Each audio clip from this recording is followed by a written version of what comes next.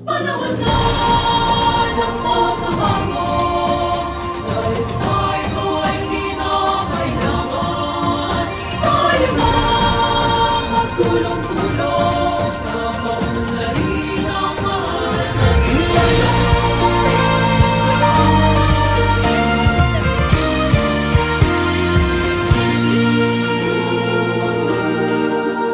Panahon na ng pagbabago, dahil sa ito ay kinakailangan tayo na magtulong-tulong na paunlarin ang mahal nating bayan.